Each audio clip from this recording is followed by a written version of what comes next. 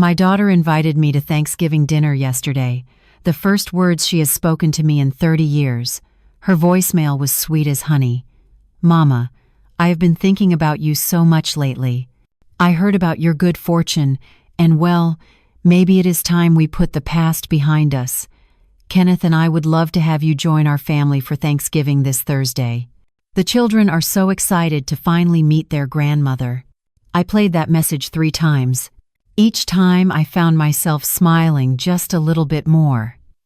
See, Diana does not know that I have been doing some research of my own these past few weeks. And what I discovered about my loving daughter's life would make your blood run cold.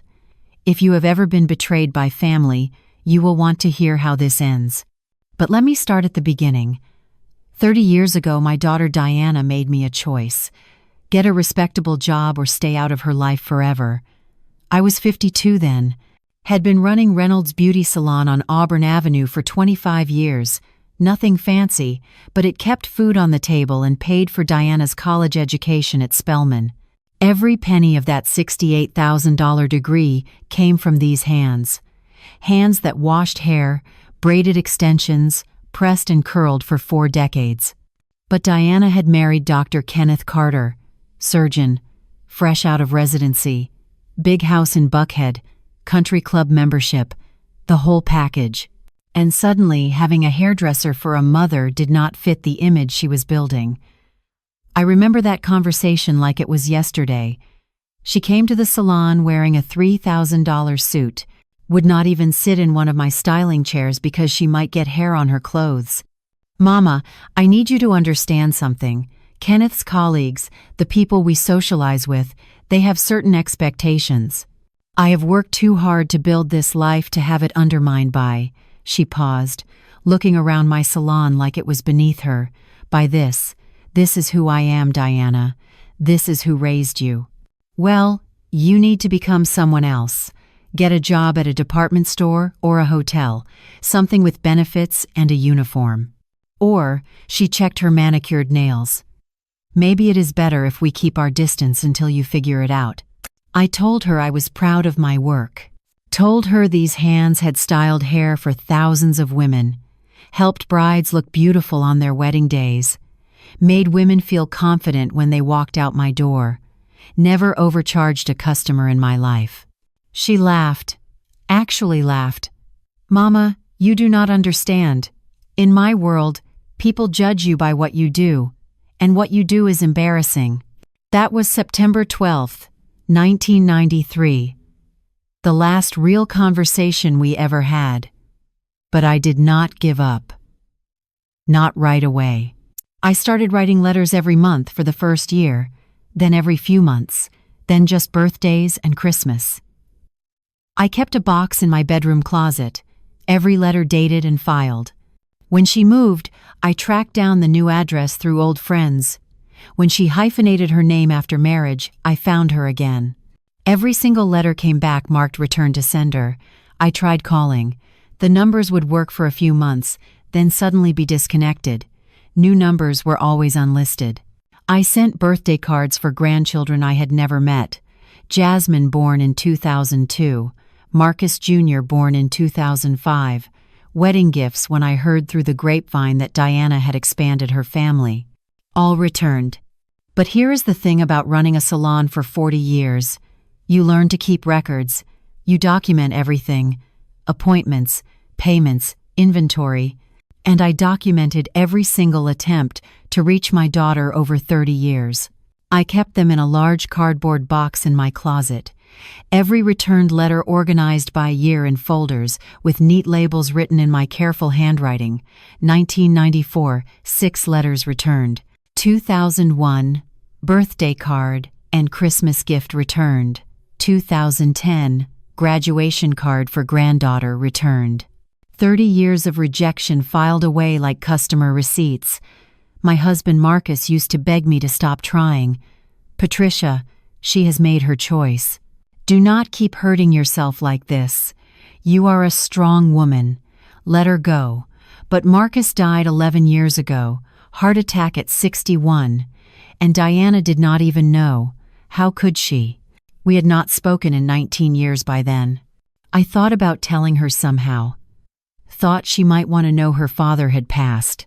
But then I realized, if Diana thought I was too embarrassing to acknowledge while Marcus was alive, why would death change that? So I buried my husband with just me, Dorothy Jackson from the salon next door, and a handful of church friends who actually remembered who I was. The people who knew Patricia Reynolds was more than just an embarrassing hairdresser. The last letter I sent was 6 years ago, Diana's 44th birthday. I wrote about Marcus, about how proud he had always been of Diana's success, how he had kept newspaper clippings whenever Diana's law firm made the business section of the Atlanta Journal-Constitution, how he had died still hoping she would come back to us. That letter came back too, but this time there was something different about the envelope. Small pencil marks on the corner, like someone had started to open it, then changed their mind. I kept that letter separate from the others, put it in a frame on my kitchen table next to Marcus's picture. For 30 years I told myself Diana would come around eventually, that she would realize family was more important than social status. That love would win out over embarrassment. I was wrong about that, but I was right about keeping records, because 3 weeks ago everything changed. And suddenly, my daughter, who had been too ashamed to speak my name, was very interested in having a relationship again. November 1st, 2023. 30 years to the day since Diana's ultimatum. The phone rang at 8 in the morning. Miss Reynolds, this is attorney Michael Chen from Chen and Associates in Savannah. I am calling about your aunt, Lorraine Mitchell. Aunt Lorraine, the only family I had left after Marcus died. She had moved to Savannah 20 years ago. Said she wanted to be near the water in her retirement. We talked every Sunday without fail. Sent each other birthday cards. She was the only person who remembered I existed. I am afraid I have difficult news, Miss Reynolds. Lorraine passed away last Thursday. Stroke. Very sudden. She did not suffer. I sat down hard at my kitchen table, staring at Marcus's picture and that framed letter from Diana. She left very specific instructions that you be contacted immediately regarding her estate. Miss Reynolds, your aunt has left you everything. Her beachfront property in Tybee Island, her investment portfolio, cash assets. The total value is approximately $8.7 million. I thought I had heard wrong. I am sorry. Did you say 8 million? 8.7 million? Yes, ma'am. Your aunt was quite successful in real estate investment after she retired. She spoke of you often, said you were the only family member who stayed true to yourself, who never forgot where you came from. $8.7 million. Aunt Lorraine, who I thought was just getting by on her pension, had built a fortune. The lawyer kept talking about probate and paperwork and estate taxes. But I was not really listening. I was thinking about Diana's last words to me 30 years ago. Maybe it is better if we keep our distance until you figure it out. Well, I had figured it out all right, just not the way she expected. The inheritance was public record, had to be for tax purposes. By November 4th, the Savannah Morning News ran a small item in their business section. Local investor leaves $8.7 million estate to niece in Atlanta. By November 6th, that story had been picked up by the Atlanta Journal-Constitution. I know this because Dorothy brought me a copy that Monday morning. Dorothy Jackson has run Dorothy's hair studio next to my salon for 30 years. She has been my closest friend since Marcus died. Patricia, you see this? She slapped the newspaper down on my styling station. Says here you are rich now. I read the article twice. There was my name, my aunt's name, the exact dollar amount, public information available to anyone who cared to look. Well, I will be, I said quietly. You going to retire? Buy yourself something nice? Travel? I thought about that. What does a 67-year-old hairdresser do with $8 million? I had never wanted much, never needed much. The salon was paid off. My little house in West End was mine free and clear. Maybe I will keep working, I told Dorothy. These hands do not know how to be idle. Plus, my clients need me. That was Monday, November 6th. The article ran that morning. Diana called that same evening. I almost did not answer. The number was not in my phone, and I do not usually take unknown calls after dinner. But something made me pick up. Mama. 30 years since I had heard that voice. It sounded different now. Older, careful, calculated. Mama, it is Diana. Diana Reynolds Carter, your daughter. Like I might have forgotten I had a daughter. I heard about Aunt Lorraine. I am so sorry for your loss. I know how much she meant to you. Funny thing was, Diana had never met Aunt Lorraine. Never even knew I stayed in touch with her. But now she was sorry for my loss. I have been thinking about you so much lately, Mama. About us. About how much time we have wasted being apart. I did not say anything, just listened to her voice, trying to figure out what had changed. Trying to hear past the careful words to the real reason she was calling. I know I have not been the daughter I should have been. I know I hurt you, and I am sorry. I am so sorry, Mama. Sorry. After 30 years of returned letters, she was sorry. Kenneth and I, we have been talking about family lately, about what is really important. The children are older now.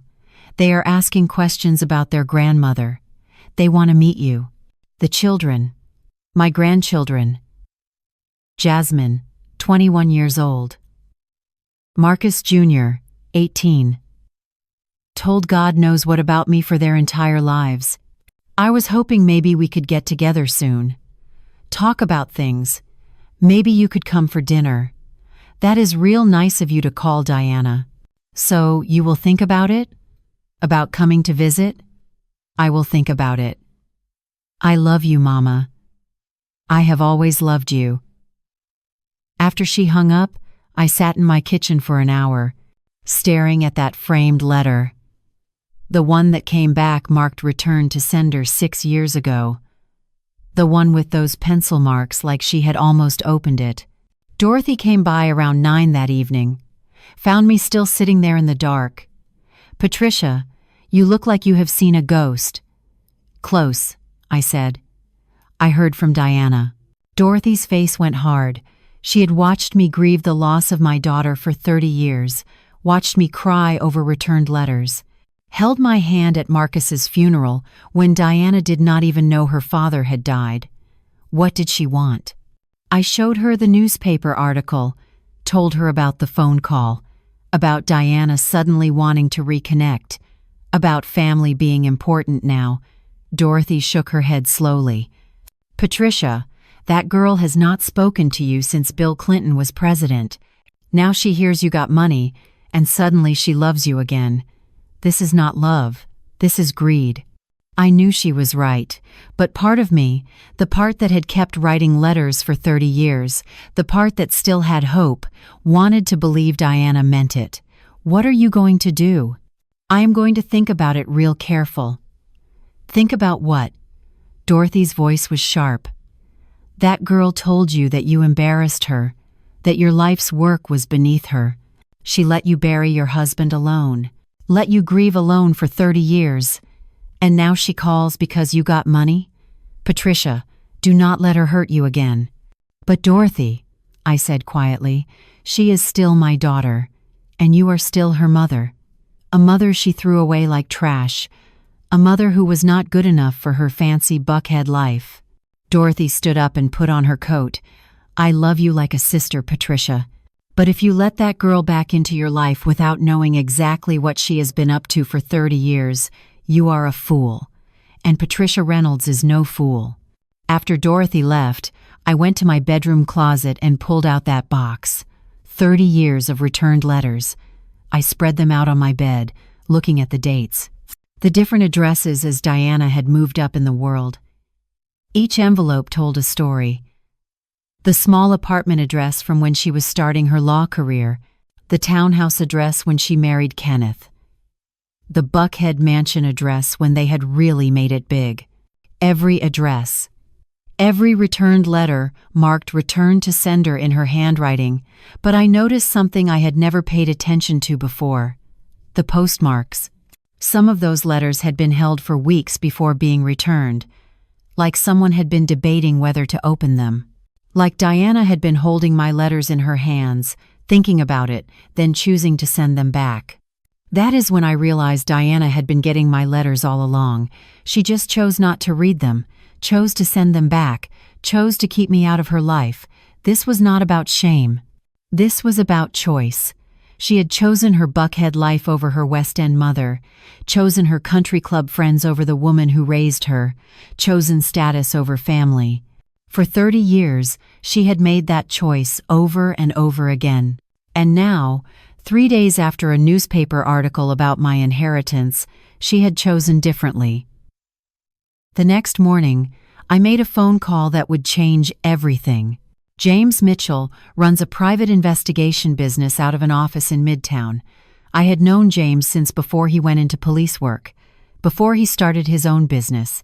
He was the kind of man who could find out things quietly, without making waves. Patricia Reynolds, I have not seen you since Marcus's funeral. How have you been holding up? I am managing, James. But I need your help with something.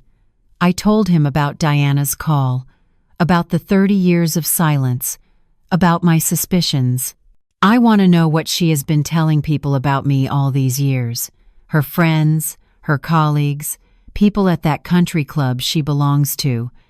I want to know exactly what story she has been selling. James was quiet for a moment. Patricia, sometimes it is better not to know. I have got 8.7 million reasons to disagree with you on that. Fair enough. My rate is $125 an hour plus expenses. This kind of social investigation, figure maybe 30 hours of work. You sure you want to spend almost $4,000 to confirm what you already suspect? I thought about Aunt Lorraine, about the fortune she had built through smart investments, about the careful records I had kept of every returned letter, about Marcus dying alone because our daughter was too ashamed to know he existed. James, I have spent 30 years wondering what I did wrong as a mother. I think $4,000 to find out the truth is money well spent. All right then, give me 2 weeks. While James did his investigation, Diana called twice more, once to check if I was processing Aunt Lorraine's death okay, once to ask if I had thought about visiting for Thanksgiving. Both times she managed to work in some reference to my good fortune or my inheritance. Both times her voice had that careful, practiced quality, like she was reading from a script someone had written for her. The second call, she said something that stuck with me. Mama, I hope you know that money does not matter to us. Kenneth and I are doing very well for ourselves. This is not about your inheritance. This is about family. Funny thing was, I had not mentioned the inheritance. She brought it up, both times. After that second call, I knew Dorothy was right. This was not about love. This was about money. And I needed to know exactly what Diana had been telling people about me for 30 years, what story she had created to explain why her mother was not in her life. James Mitchell was about to tell me. And what he found would break my heart all over again. James called on November 20th. His voice was different, cautious. Patricia, I have got your information, but I think we should meet in person to discuss it. Can you come by my office tomorrow morning? That bad, James? Let us just say you are going to want to sit down when you hear this. The next morning, I closed the salon early and drove to James's office in Midtown. My hands were shaking on the steering wheel. 30 years of wondering what Diana had been telling people. 30 years of questions about to be answered. James's office smelled like coffee and old files. He had a thick folder on his desk, and the expression on his face told me everything I needed to know before he said a word. Patricia, sit down. You want some coffee? Just tell me what you found, James. He opened the folder and pulled out a photograph. It was a printout from a website, looked like some kind of social media profile. "This is your daughter's Facebook page. She has got it set to private, but I have ways of seeing these things." He slid the photo across the desk. It was Diana at some charity function, smiling in an expensive gown. Standing next to Kenneth and two young people I assumed were my grandchildren, the caption read, "The Carter family supporting the Children's Hospital fundraiser. We do this every year in memory of my mother who always believed in helping others." In memory of. My hands started shaking. "Keep reading," James said quietly. I looked closer at the post. There were comments underneath. Dozens of them. "Your mother would be so proud. Such a beautiful tribute to her memory. How long has it been since you lost her?" Diana had replied to that last one. "Almost 28 years now. She died of a heart attack when the children were babies. I just try to honor her memory through service." I could not breathe.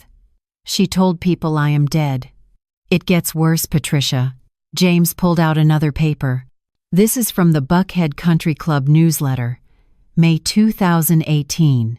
Diana gave a speech at their annual memorial service. I read the excerpt he had highlighted.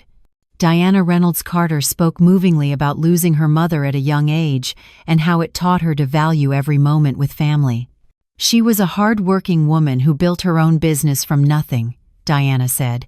"A woman who taught me the value of service and community. I just wish my children could have known her." Past tense. Everything past tense. Like I was a memory instead of a living, breathing woman who had been trying to reach her for 30 years. "There is more," James said. His voice was getting softer with each revelation. "I found this in the Atlanta Journal-Constitution archives." He handed me a newspaper clipping from 1995. It was an obituary.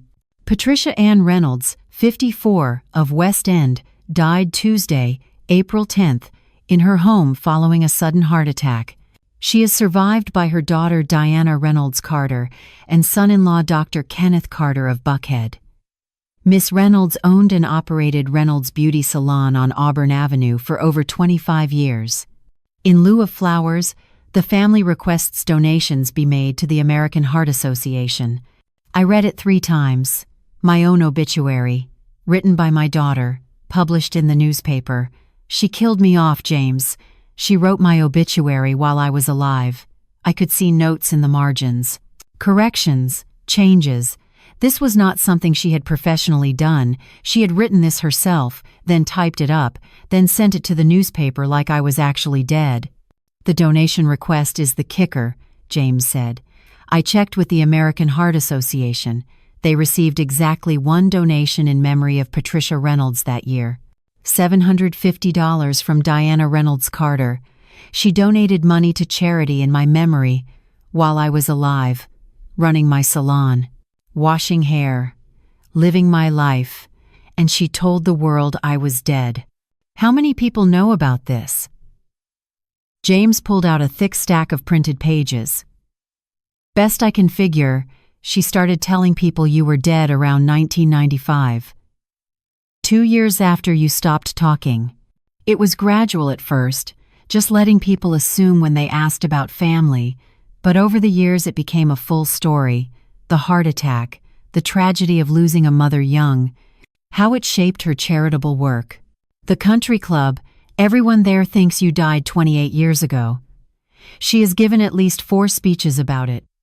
There is a memorial plaque in their garden with your name on it. A plaque with my name on it.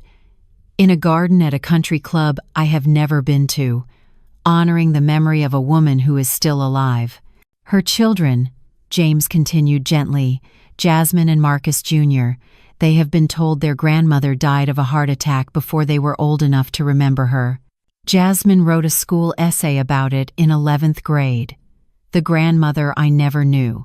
Got an A+. My grandchildren had been writing essays about my death, mourning a grandmother who was alive, who had been trying to meet them for 21 and 18 years.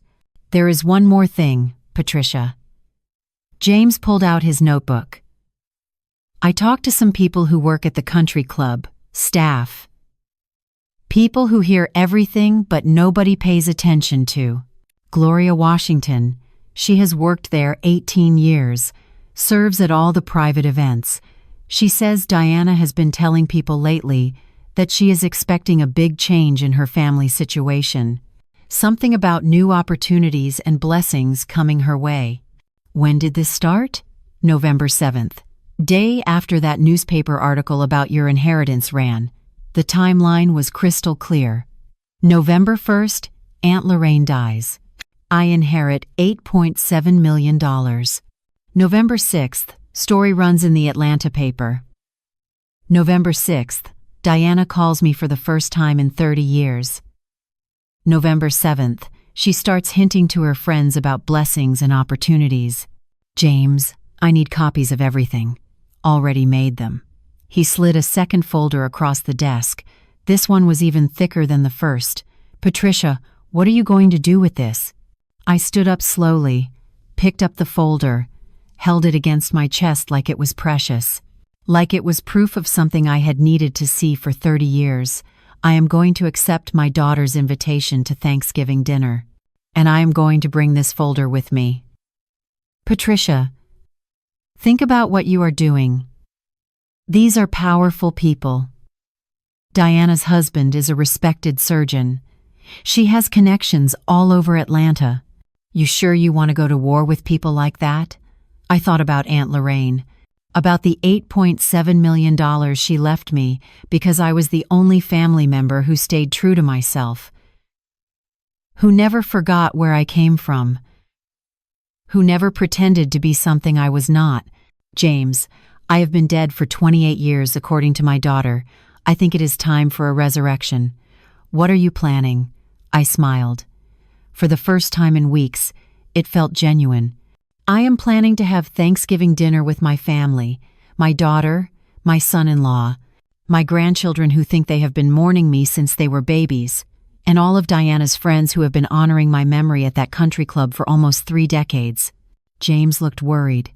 Patricia, this could get ugly. It already is ugly, James. Diana made it ugly when she killed me off so she would not have to explain why a hairdresser was not good enough to be her mother. I'm just going to tell the truth. And the truth is, I am alive. I have been alive this whole time. And my daughter has been lying to everyone for 28 years. Time somebody set the record straight. Before I left James's office, he handed me one more document. Patricia, there is something else you need to see. This is what really shows how deep this goes. It was a printed article from a legal magazine, the Georgia Bar Journal from 2017. The headline read, Finding Strength in Loss, How Personal Tragedy Shaped My Legal Career by Diana Reynolds Carter. I read the opening paragraph, my hands shaking with every word. When my mother died suddenly in 1995, I thought my world had ended. She was a hardworking woman who had built her own business from nothing. Her death taught me that life is fragile, that we must make the most of every opportunity we are given. That loss became the foundation of my commitment to helping families navigate difficult transitions. She built her entire career on my death. Used my supposed tragedy to advance herself professionally, to make herself look deep and compassionate and driven by noble purpose. James, how many of these articles are there? He pulled out more papers, at least 6 over the years. She has spoken at legal conferences about overcoming loss, written pieces for bar associations about resilience and grief. She even does pro bono work for widows and orphans. Always mentions that she does it in honor of her late mother. The charity angle is extensive too. James showed me a list. Besides the original $750 to the American Heart Association, Diana has made annual donations in my memory to various organizations, always small amounts. 1,000 here, 1,500 there. But always public, always with my name attached. Patricia Reynolds Memorial Scholarship at the Community College. Patricia Reynolds Fund for Single Mothers at a local nonprofit. Always presented as coming from her loving daughter, Diana. She has raised about $17,000 over the years, all in your name, while you were alive, and she gets to deduct it all from her taxes while building her reputation as someone who honors family. I felt sick. $17,000, donated to charity in memory of a woman who was not dead, who had been trying to reach her, trying to meet her grandchildren, trying to be part of her life. James, I need you to find me something else. Anything? I want to know if Diana has been planning this, if she knew about Aunt Lorraine's money before she called me. James made notes. I will look into it. But Patricia, even if she did know, what does that prove? It proves this is not about family. It is not about reconciliation. It is about money, pure and simple. I went home that afternoon and spread everything out on my kitchen table. The fake obituary, the charity receipts, the articles Diana had written, the Facebook posts, the memorial plaque information. 30 years of lies organized as carefully as I had organized 30 years of returned letters, 2 folders side by side. My attempts to reach her, her attempts to erase me.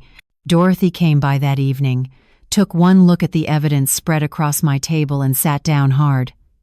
Oh, Patricia, she killed you off. She actually killed you off, and built a career on it. Made herself look like a devoted daughter, honoring her dead mother's memory, all while I was alive, all while I was trying to reach her. Dorothy picked up the Bar Journal article. Read it twice. This is sick, Patricia. This is not just shame about having a hairdresser mother. This is calculated. This is deliberate. She has been using your death to make money and gain respect for almost 30 years. What are you going to do? I am going to Thanksgiving dinner. You are really going through with it? I called Diana this morning. Accepted her invitation. Told her I would love to meet my grandchildren. She sounded so relieved, Dorothy said, like she had won something. She thinks she has. She thinks I am just a lonely old woman who is grateful for the attention, who will show up with my inheritance and be so happy to finally have family that I will not ask questions. And instead I am going to show up with this. I tapped the folder. Every lie. Every fake charity donation, every speech she gave about her dear departed mother. I am going to show her friends and her family and her children exactly who Diana Reynolds Carter really is. Dorothy was quiet for a long moment. This is going to destroy her, Patricia. I know. But she destroyed me first. She just did not know I would find out about it. What about the grandchildren? What about Jasmine and Marcus Jr.? They are innocent in this. That is why I need to do it this way. In front of everyone. So they can see the truth with their own eyes. So they can hear it from multiple sources. So Diana cannot spin another story and make me look like the villain. Those children have been lied to their entire lives. They deserve the truth. And if Diana never speaks to you again after this? Dorothy, she has not spoken to me in 30 years. What exactly do I have to lose? The next morning, Gloria Washington called me. Miss Reynolds, I hope you do not mind. Dorothy gave me your number. She thought you should know some things before Thursday. Gloria, I appreciate you reaching out. What have you heard? I work the private dining rooms at Buckhead Country Club. I have served Miss Diana's table for years, ever since she joined. And lately, she has been talking. A lot. Tell me everything. Gloria took a deep breath. Yesterday, Miss Diana had lunch with 4 other ladies, all wives of doctors and lawyers. They were planning the Thanksgiving menu, discussing who was bringing what. But then Miss Diana started talking about you. What did she say? She told them her mother had reached out after years of being estranged. Said you had come into some money and wanted to reconcile before it was too late. Made it sound like you were the one who had been keeping the distance all these years. Of course she did. Gets worse, Miss Reynolds. One of the ladies, Miss Patterson, she asked if you were sick or something. Since you were suddenly interested in family again, Miss Diana got real quiet. Then she said she could not discuss details, but that time was precious and she did not want to waste any more of it holding grudges. So now I am dying too. Not just dead for 28 years, but dying now, Gloria continued. After lunch, Miss Diana made some phone calls. I was clearing tables nearby, heard her talking to someone about managing expectations and making sure Thursday went smoothly. She was coaching someone on what to say and what not to say. I think she was talking to Dr. Carter, telling him how to act around me.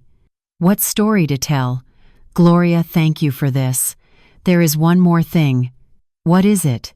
The memorial plaque, the one with your name on it in the club garden. Miss Diana takes people there sometimes, shows them where she goes to remember her mother. I have seen her do it at least a dozen times over the years. She takes them there and tells stories about you, about what a strong woman you were, how much she misses you, all while you were alive. Yes, ma'am. All while you were alive and trying to reach her. After I hung up with Gloria, I sat down and made my own plan. If Diana was coaching people on what to say, I needed to be ready for anything. I pulled out both folders, the one with my returned letters, the one with James's evidence. I organized everything chronologically. 1993, Diana's ultimatum. 1995, the fake obituary. Every speech, every charity donation, every lie told at every country club luncheon for 28 years. Dorothy came over that afternoon to help me prepare. You need to look good, Patricia. Not fancy like them, but dignified, like the successful businesswoman you are. We went through my closet, found a burgundy dress I had bought for Marcus's funeral but never worn, too painful at the time. But now it felt right. Burgundy for strength, for dignity, for the woman who had built a business and raised a daughter and survived 30 years of rejection. What are you going to say when you walk in? Dorothy asked. I am going to hug my daughter. I am going to meet my grandchildren. I am going to be gracious and polite. And then, when everyone is comfortable, when Diana thinks she has gotten away with it, I am going to pull out that folder and tell the truth. All of it? Every word. In front of everyone. Dorothy smiled. It was not a happy smile. It was the smile of someone who had watched her best friend suffer for 3 decades and was finally going to see justice. Patricia Reynolds, you are going to give them a Thanksgiving they will never forget. That is exactly what I am planning. That evening, James called with one final piece of information. Patricia, I did some more digging. Diana knew about your aunt's death before the newspaper article ran. How? She has a Google alert set up for your name. Has had one for years. The Savannah obituary for Lorraine Mitchell mentioned you as next of kin. Diana saw it November 2nd, 4 days before she called you. So she knew about the inheritance before she reached out. Yes. And there is more. I tracked her phone records. She called 3 different estate attorneys in Savannah on November 3rd, asking about probate timelines and inheritance laws. She was researching how quickly you would get the money. She was planning this, James, planning exactly how to approach you, exactly what to say. Every word of that first phone call was calculated. Thank you, James, for everything. What are you feeling right now, Patricia? I thought about that question, thought about 30 years of returned letters. About Marcus dying without his daughter knowing, about grandchildren who thought I was dead, about memorial plaques and charity donations and lies built on lies. I am feeling ready, James, ready to come back from the dead. Thursday, November 23rd, 2 o'clock sharp.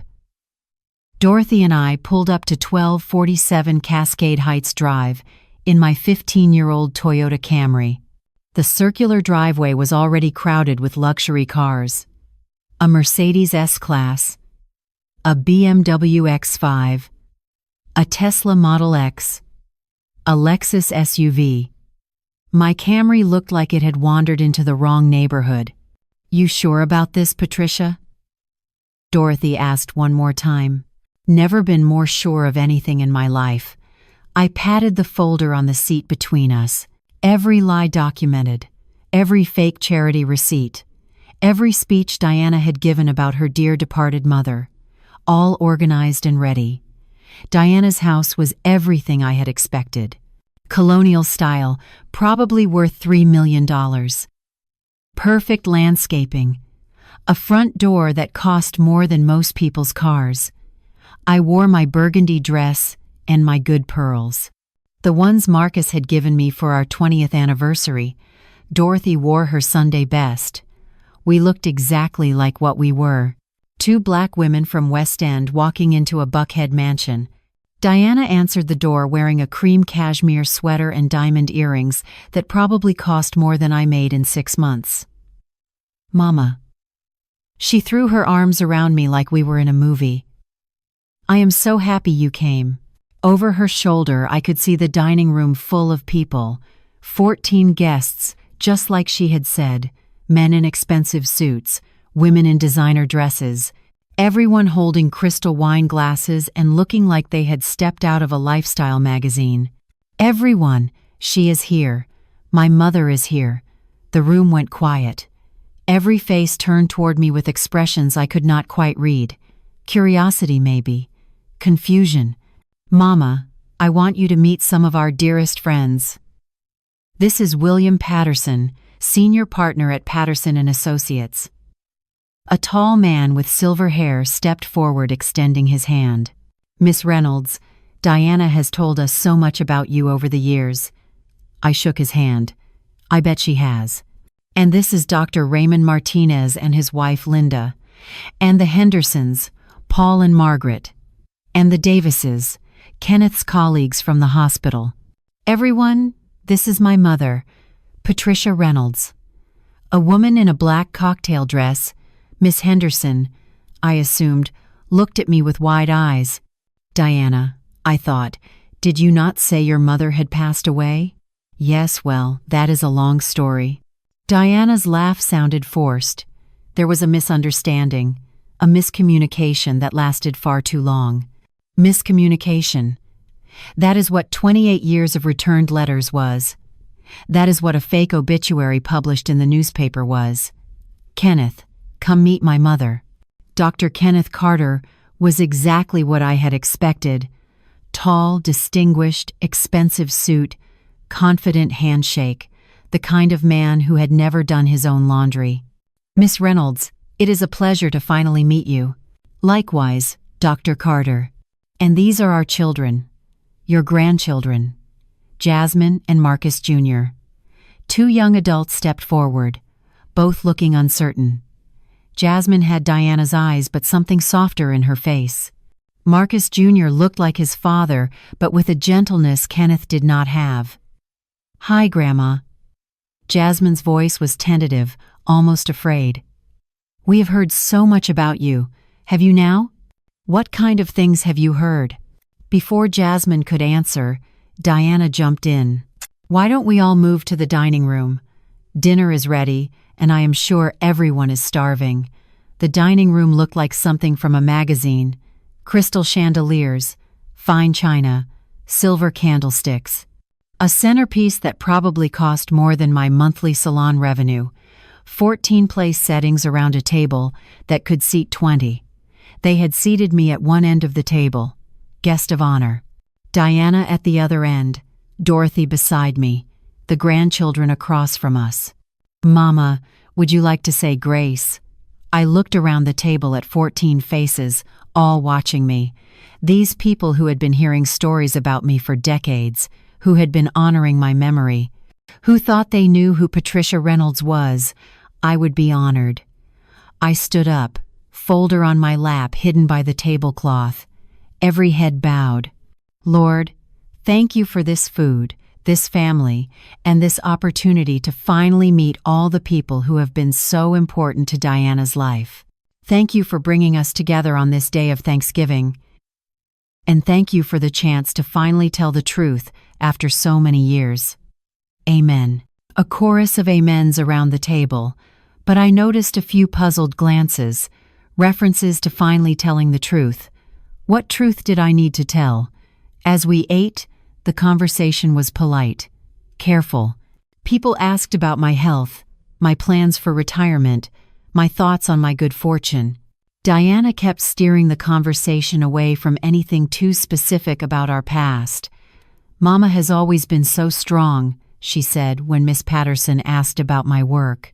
"She is the kind of woman who just quietly built her own business and took care of her family without asking for recognition."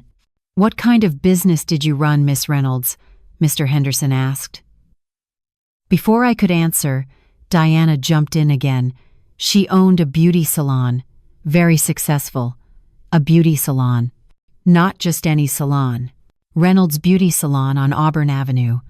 40 years of building a business. But Diana made it sound small, insignificant, like something that did not matter. After the main course, Diana stood up with her wine glass. "Everyone, I would like to propose a toast." She looked down the table at me with tears in her eyes. Performance tears I recognized from when she was a teenager and wanted something.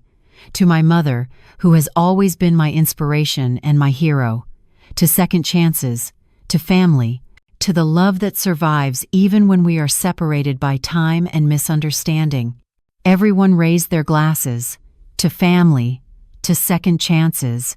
To mothers and daughters. I stood up slowly, glass in my hand, folder in my other hand. "Thank you, Diana. That was beautiful. Really beautiful. You know, I have been looking forward to this moment for a very long time. The chance to finally meet all these wonderful people who have been such an important part of my daughter's life." I paused, looking around the table. People who have heard so much about me over the years. In fact, I am curious. What exactly have you all heard about me? The table went quiet. Diana's smile froze. "Mama, maybe we should." "No, sweetheart. I am genuinely curious." "Mr. Patterson, what has Diana told you about her mother?" William Patterson looked uncomfortable. "Well, she has spoken of you with great love and admiration." "That is wonderful to hear." "What else?" "She has mentioned how much you sacrificed for her education. How proud you were of her success." Were, past tense. Interesting choice of words, Mr. Patterson. I reached down and opened the folder, set it on the table next to my plate. "Miss Henderson, Diana mentioned you have known each other for quite a while. What has she told you about her family history?" Miss Henderson's face went pale. Well, she has mentioned losing her mother at a young age, how it shaped her commitment to family values." "Losing her mother. When did she lose her mother, Miss Henderson?" "I believe she said in the mid-1990s. A heart attack. Very sudden." I pulled out the fake obituary, passed it down the table to Miss Henderson. "This heart attack?" Miss Henderson read the obituary, her face growing paler with each line. She passed it to the person next to her. "Diana," Dr. Martinez said quietly, "I do not understand. This obituary is dated April 10th, 1995, but you are here. You are alive." Diana was gripping her wine glass so hard I thought it might shatter. "Mama, what are you doing? I am telling the truth, sweetheart. Something that has been in short supply in this house for 28 years. I pulled out more papers from the folder. The timeline James had created. The charity receipts. The Bar Journal articles Diana had written about overcoming the loss of her beloved mother. "Dr. Martinez, you asked me to sign a memorial book when I came in tonight. A book for people who have lost loved ones. Apparently Diana told you I died of a heart attack." Diana, Dr. Martinez's wife, looked confused and hurt. "Why would you say that if your mother is sitting right here?" "And Mr. Patterson, I understand there is a memorial plaque with my name on it in the country club garden. A plaque honoring the memory of Patricia Reynolds, beloved mother of Diana Reynolds Carter, who died tragically in 1995. The room was dead silent now. Everyone staring at Diana, then at me, then at the papers being passed around the table. For 28 years, my daughter has been telling people I am dead. She has given speeches about losing me, written articles about grief and resilience, raised money for charity in my memory. She has built her career partly on being the brave woman who overcame the tragedy of losing her mother too soon. Jasmine spoke up, her voice small and breaking. "Mom, Grandma has been alive this whole time?"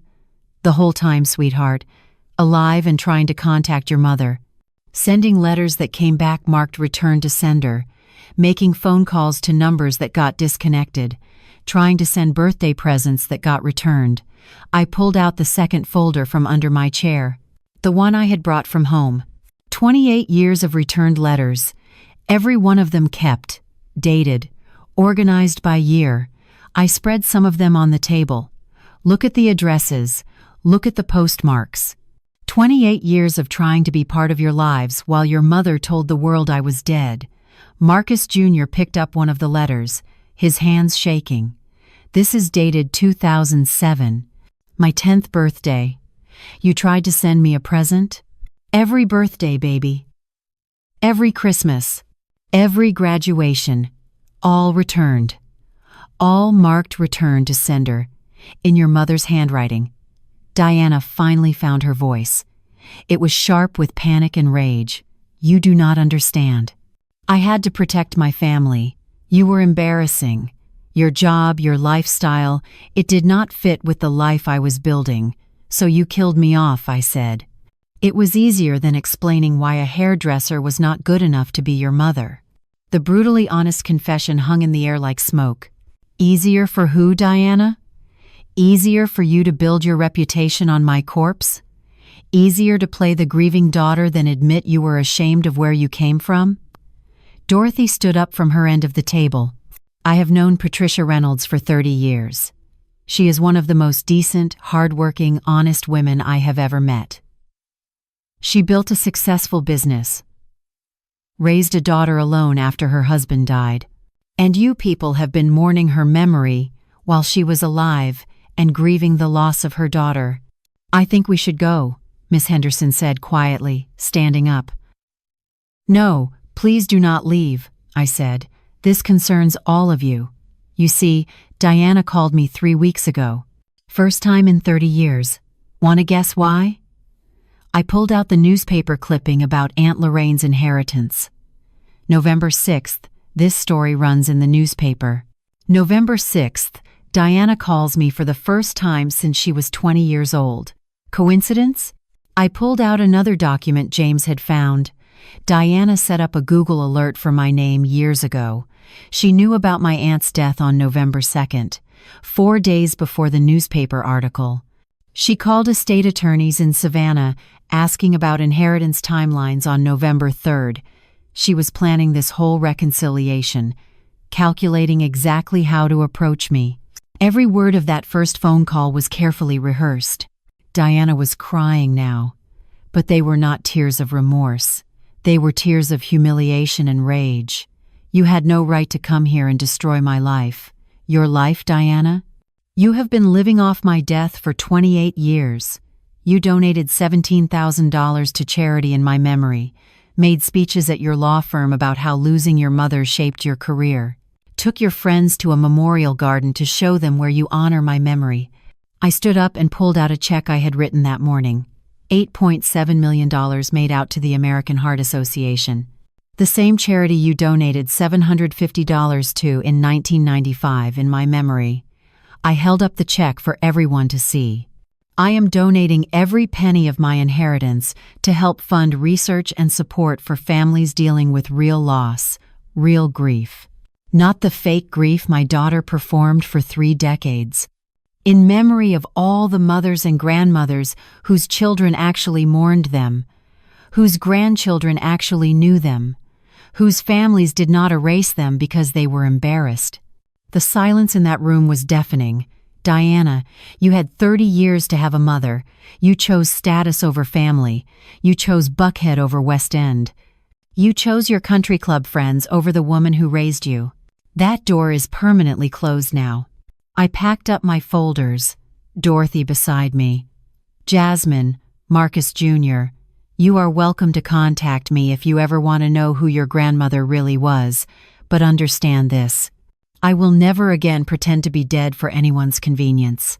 We walked out of that house into the November evening, leaving behind a table full of people who finally knew the truth about Diana Reynolds Carter and her tragically deceased mother who had just come back from the dead.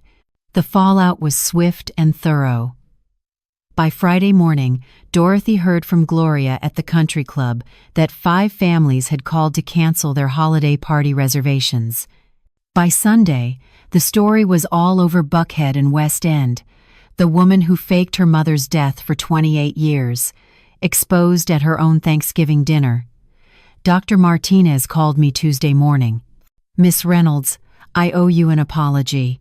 Linda and we feel terrible about being deceived. We genuinely mourned your loss over the years, lit candles in your memory at the club's memorial services. No apology needed, Dr. Martinez. You folks were victims too. Diana lied to everyone. I wanted you to know Diana will not be invited to our Christmas party this year. What she did, lying about something so fundamental, it shows a character we cannot overlook. My wife is actually talking about resigning from the charity board they serve on together.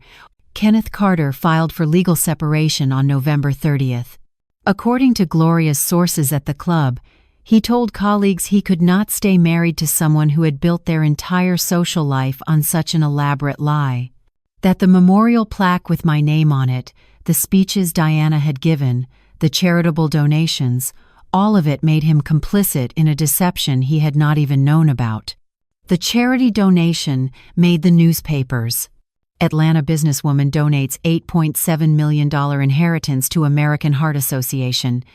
The article mentioned that it was made in memory of all the mothers and grandmothers whose families actually grieved them. The Atlanta Journal-Constitution ran a follow-up story, When Grief Becomes Currency, How One Woman Built a Career on a Lie. They interviewed people from Diana's law firm, colleagues who remembered her speeches about overcoming loss, the pro bono work she did for widows and orphans, always mentioning it was in honor of her late mother, the memorial scholarship fund she had established in my name at the community college, all of it exposed as performance, as calculation, as a way to advance her career while erasing the woman who raised her. Diana called once. 2 weeks after Thanksgiving, I let it go to voicemail. Mama, we need to talk. You have destroyed my life, my marriage, my reputation, my career. People are treating me like I am toxic. Kenneth has moved out. The partners at my firm are discussing whether my conduct reflects poorly on the firm's values. This has gone too far. You need to fix this. Call me back. I did not call back, but my grandchildren did. Jasmine first, the day after Thanksgiving. She came to the salon while I was working, stood in the doorway looking lost. Grandma, can we talk? I was in the middle of pressing Miss Johnson's hair, but I stopped immediately. Come sit down, baby. We went to the small office in the back. Jasmine cried for 20 minutes before she could speak. I wrote an essay about you in high school, about the grandmother I never knew, about how your death shaped my mother's commitment to service and family. I got an A+. My teacher told me it was the most moving piece she had read that year. I am so sorry, Grandma. You have nothing to be sorry for, sweetheart. You were lied to. That is not your fault. But I believed her. For 21 years I believed my grandmother was dead. I mourned you. I visited that memorial plaque at the club. I donated money in your memory, and you were alive the whole time. Yes, baby, I was alive.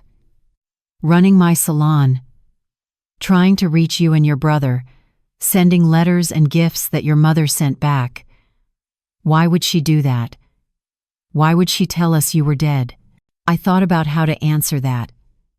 How to explain to a 21-year-old girl that her mother had been ashamed. That status had mattered more than family. That pride had been more important than love. Your mother wanted a certain kind of life, Jasmine, and she thought I did not fit into that life. So she made a choice to erase me, to create a version of me that was more acceptable. A dead mother she could honor was better than a living mother she was embarrassed by. Marcus Jr. came 2 days later, brought his girlfriend, a sweet girl from Morehouse. "Grandma, I do not know what to say. I do not even know how to process this. Your mother lied to you, baby. That is hard to accept, but it is not your fault. He hesitated. Can I get to know you now? Can we start over?" "We can start fresh," I said. "You can come by the salon anytime. You can call me. You can ask me about your grandfather Marcus, about what your mother was like as a child, about the family history you should have known all along. What about Mom? What do you want us to do about her?" "That is between you and Diana," I said. "She is your mother. That does not change. But you are old enough now to see her clearly, to understand what she did and why she did it, and you are old enough to make your own choices about what kind of relationship you want with her going forward. Just know that whatever you choose, I will be here. Your grandmother who is not dead, who wants to know you, who has been waiting 21 and 18 years to be part of your lives." 6 months later, I was at the salon on a Saturday afternoon. Spring sunshine coming through the windows. Miss Johnson in my chair, getting her usual press and curl. Jasmine and Marcus Jr. were there too. They had started coming by every weekend. Jasmine was learning to do natural hair, said she wanted to understand the business her grandmother had built. Marcus Jr. just liked to sit and listen to the stories about his grandfather Marcus, about his mother, before shame took hold of her heart. The door opened and Diana walked in. I had not seen her since Thanksgiving. She looked different, thinner, less polished. The designer clothes replaced with something simpler. Hair pulled back without the expensive salon styling she used to maintain. "Mama, can we talk?" I looked at her in the mirror, kept working on Miss Johnson's hair. "You can talk." "I am listening." "Not here. Please. Somewhere private. Whatever you have to say, you can say it in front of my clients and my grandchildren. They already know the truth." Diana looked around the salon, at Jasmine and Marcus Jr. watching her carefully, at Miss Johnson and the 2 other clients who had stopped their conversations to listen, at Dorothy who had come over from her salon next door. "I lost everything," Diana said quietly. "Kenneth divorced me. The firm asked me to resign. The country club revoked my membership. My friends will not return my calls. I know. I have heard. Is that what you wanted? To destroy my life? I wanted the truth to be told. What you lost was built on lies, on my death, on erasing the woman who raised you. That is not something you get to keep. What about what you lost, Mama? What about 30 years of not knowing your grandchildren? 30 years of being erased? You chose that, Diana. Every returned letter, every disconnected phone number, every lie you told about me being dead. Those were your choices. I am just living with the consequences of your choices, and now I have to live with them too." "Yes, you do." Diana looked at Jasmine and Marcus Jr. "I am sorry. I am so sorry for lying to you about your grandmother, for making you mourn someone who was alive, for keeping you from knowing her." Jasmine spoke up, her voice stronger than I expected. "Mom, we love you, but we are getting to know Grandma now, and we are learning about Grandpa Marcus, about the family history you tried to erase. We are not choosing sides, but we are choosing truth." Diana nodded, tears running down her face. Real tears this time, not performance tears. "Can I?" She hesitated, looking at me. "Can I try to make this right somehow?" "That depends, Diana." "On what?" "On whether you understand what you did wrong. On whether you are sorry because you got caught or sorry because you hurt people. On whether you can look at this salon, at these women getting their hair done, at the business I built with my own hands, and feel pride instead of shame." Diana looked around the salon, really looked at it for the first time in 30 years. At the styling chairs Marcus had helped me pick out in 1983. At the photographs on the wall of clients over 4 decades. At the schedule book where I still wrote appointments by hand. At Jasmine learning to braid at the shampoo station. At the life she had tried to erase. I was wrong, Mama. I was wrong to be ashamed. I was wrong to care more about what Kenneth's friends thought than about you. I was wrong to kill you off, instead of explaining that my mother was a hard-working woman who built something real, not something fancy, but something honest, something that mattered. I am sorry. I am so deeply sorry. I finished Miss Johnson's hair, set down my pressing comb, turned to face my daughter. Diana, I forgive you. But forgiveness does not mean forgetting. It does not mean pretending the last 30 years did not happen. It does not mean going back to the way things were. Can we build something new? Something honest? That depends on you. On whether you can accept who I am. A 67-year-old hairdresser from West End who will never fit into your Buckhead world. And on whether you can live with the consequences of what you did. Whether you can rebuild your life on truth instead of lies. I am trying, Mama. I am seeing a therapist. I am doing volunteer work that is not about building my reputation. I am trying to figure out who Diana Reynolds Carter is when she is not performing for an audience. That is a start. Diana left after an hour. We did not hug. We did not make promises about family dinners or holidays together, but it was a start, a small, honest start. That evening I locked up the salon and walked next door to Dorothy's place. We sat on her porch drinking sweet tea like we had done for 30 years. You think she means it this time? Dorothy asked. I think she is trying. Whether she succeeds or not, time will tell. And if she does not? Then I still have what matters. I have my business.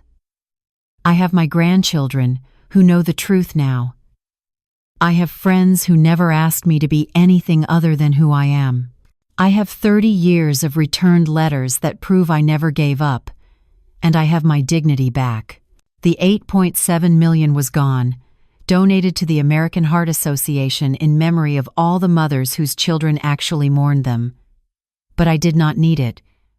Reynolds Beauty Salon was still here, still serving the community, still doing honest work with these hands, still proving that a hairdresser from West End could build something that mattered, something that lasted, something real. Diana came back to the salon the next Saturday. And the Saturday after that. Small steps. Honest steps. Learning to know her mother as she actually was, instead of as she had invented her to be. We were not healed. Maybe we never would be completely. But we were honest. And after 30 years of lies, that felt like enough. Where are you listening from right now? What city? What state? What country? Drop it in the comments. I love seeing how far these stories reach across the world. Hit that like button if this story resonated with you. Share it if you know someone who has ever been erased by family because they were not good enough, because their job was not fancy enough, because they came from the wrong neighborhood. Subscribe because I have more stories about people who built something real, who refused to be ashamed of honest work, and who proved that dignity matters more than status. Thanks for listening. Remember, honest work is nothing to be ashamed of. A hairdresser who builds a business with her own hands for 40 years is worth more than a lawyer who builds a career on lies. And family that erases you because you are embarrassing is not family at all. See you in the next story.